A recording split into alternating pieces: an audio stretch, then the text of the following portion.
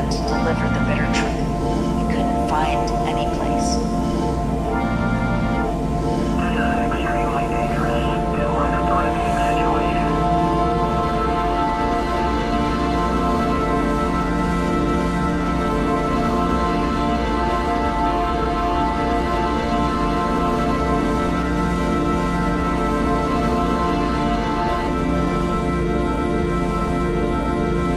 Called our cousins with the speakerphone on and explained that we couldn't find a place. Then he offered, "You can have a room, a bathroom, and use our kitchen to cook." Some of them laughed, not out of amusement, but despair. They thanked my father and declined the offer. Then they pondered among themselves before telling my father that they decided to stay in northern Gaza, not as an act of resilience, but because there's no place in the south.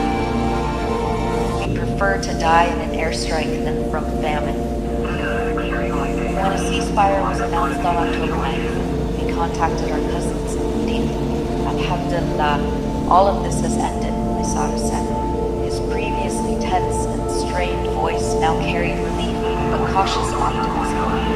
For an entire month, we didn't leave the boundaries of our street out of fear.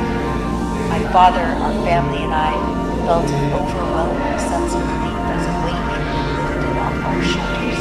My cousins are safe. Some of them laughed, not out of amusement, but despair.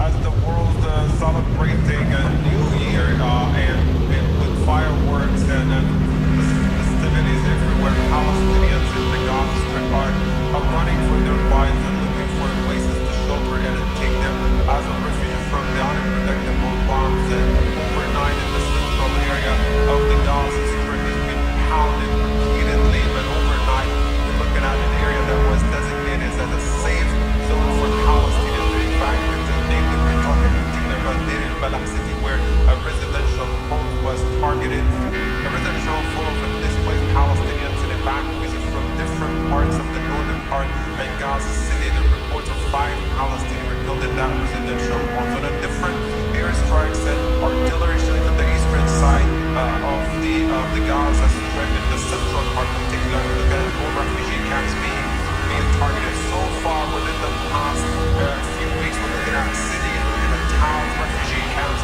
being targeted, and more residential homes being destroyed, more displacement of Palestinians. In fact, as of now, we're looking at a large segments of the population, more than 85% of the population is displaced, and the vast majority of them lives in tents and open, largely sand area here in Rafah city. On this particular new year, Gazans are looking for a safer one in which their families will prosper, not buried under the rubble and not wrapped in white. Gazans also worried about the state of the aid program being out of water and medicine. All the programs being already got about to plan what benefits people going to find enough to survive on. Don't run. What available assistance there is, just trickle amount of food for the man and food coupons and just a small amount of rice and a small amount of bread and cheese just to get them through the days. There are reports about people here living on one meal a day, and sometimes they go with their children for 1 or 2 days without any food. The help here is very, very small, but the demand is so great given the fact that the vast majority of Gaza population has been squeezed in this small sliver of land in the southern part of the Gaza Strip.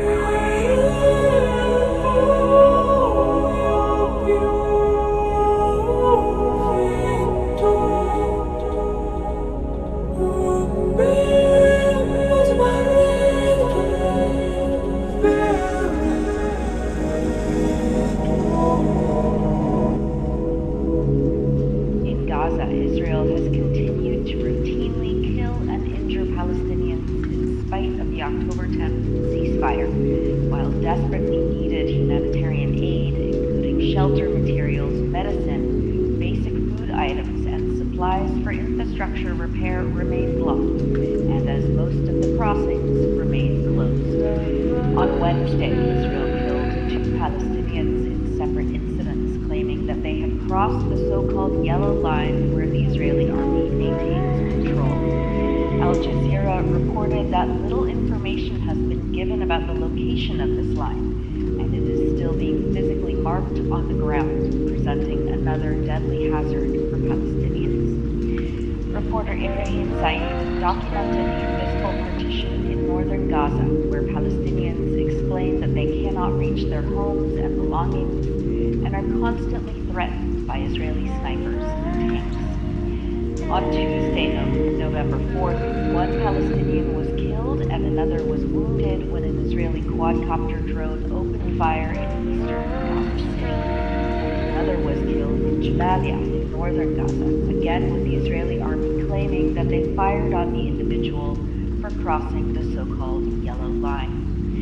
Palestinians were shot and wounded by Israeli forces on Monday, November 3rd, in southern Gaza.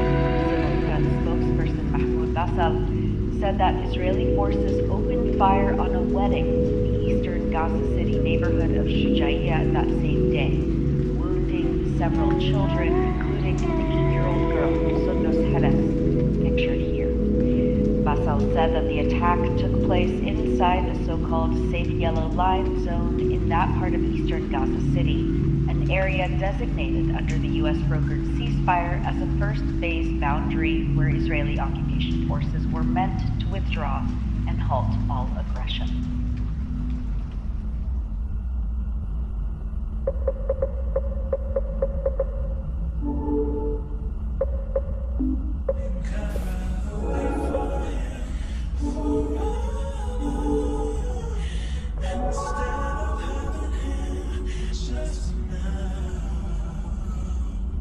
Hypothetical influence.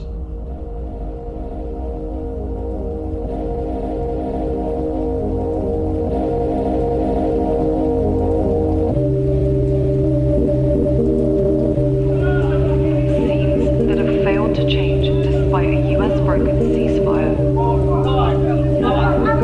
Gaza is witnessing some of Israel's most blatant violations of international law. A wave of airstrikes has targeted northern, central, and southern parts of the Strip. The attacks have triggered panic. We were sitting in our homes when suddenly the missile hit the neighbor's house. We took the injured and came to the hospital. Why did this happen? I honestly don't know. There were injuries and deaths, and everyone in the street was covered in debris. Witnesses say the first strike hit a car in a densely populated neighborhood of Gaza City, an area where thousands of displaced Palestinians had returned to, only to be targeted again. The Israeli military claims it's attacking Hamas after its soldiers came under attack. Hamas rejects the allegations as baseless, describing them as an excuse to kill. These are some of the injured Palestinians who were taken to nearby hospitals, children of all ages who are meant to be protected from forms of violence. Both Israel and Hamas have released statements accusing each other of violating the ceasefire and calling on mediators to intervene. But while the fragile truce continues to be tested, civilians are again being targeted. Children of all ages who are meant to be protected. Children of all ages who are meant to be protected. Children of all ages who are meant to be protected.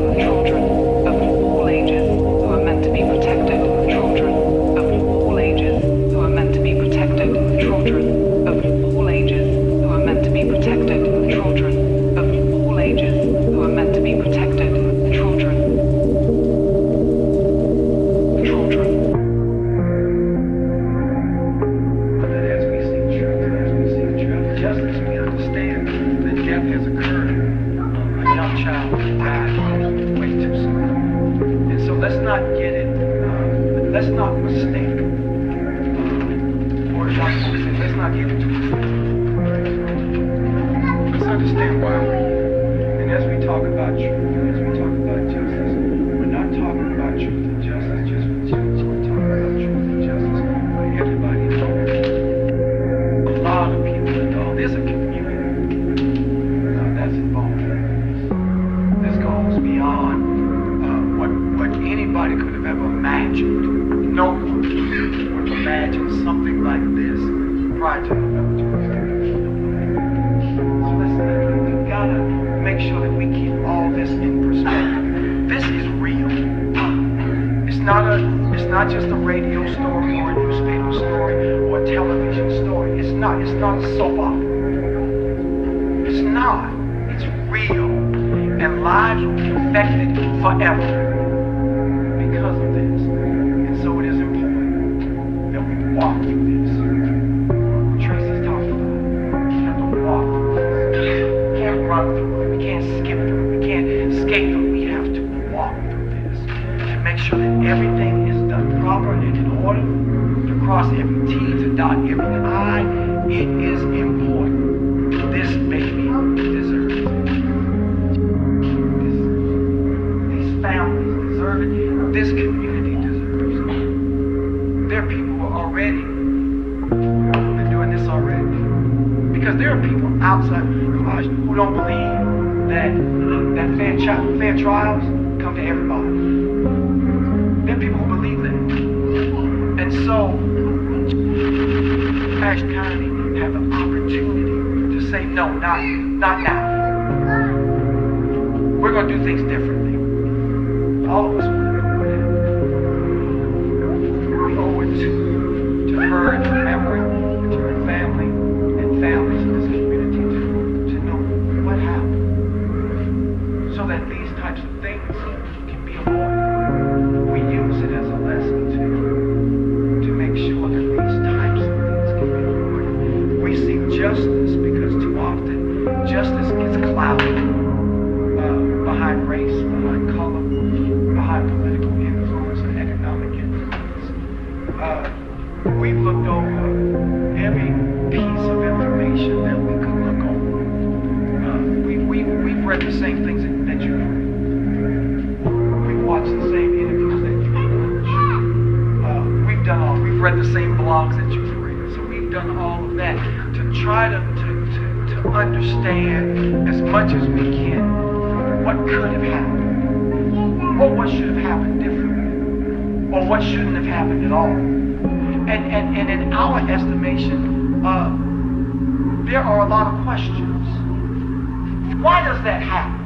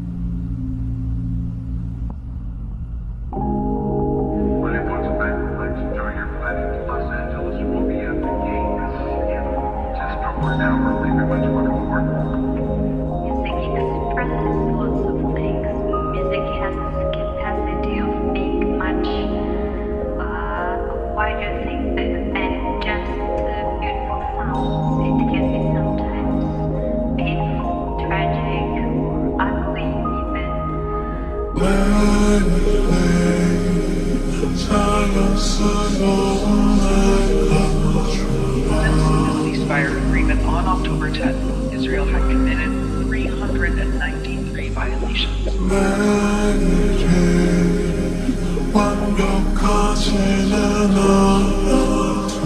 resulting in the deaths of 260 79 Palestinians and 652 injured. 113 direct shooting incidents targeting civilians, homes, residential neighborhoods, and displaced persons tents.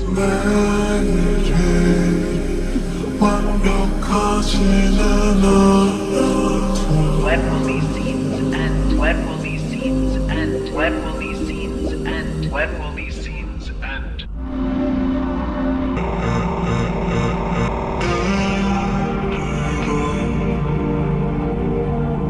Imagine leaving your home for just a few days to seek medical treatment, only to be separated from your family for 2 years. While you are away, they live under bombing and fire. Moving from one tent to another, facing hunger, fear, and genocide. This is not fiction, it's the reality of dozens, perhaps hundreds of families from Gaza who left for treatment in hospitals in the West Bank before the war began. The border closed, and they become watching the news with a broken heart. On last Monday, I was studying by the light of my laptop screen, as we do in Gaza, since electricity has been cut off for 2 years.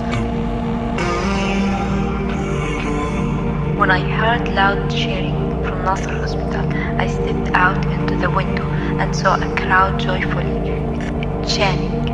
I thought it were welcoming home released prisoners, but the surprise came the next day. They weren't prisoners. They were patients who had finally returned to Gaza after 2 years of separation, pain, and waiting. Imagine returning to your city, which you left carrying only the pain of your illnesses,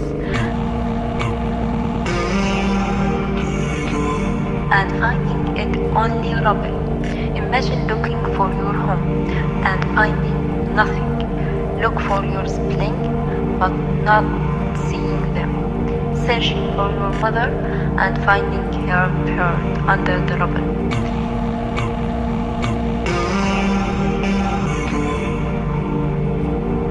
These stories are not exception. They are chapters in ongoing tragedy.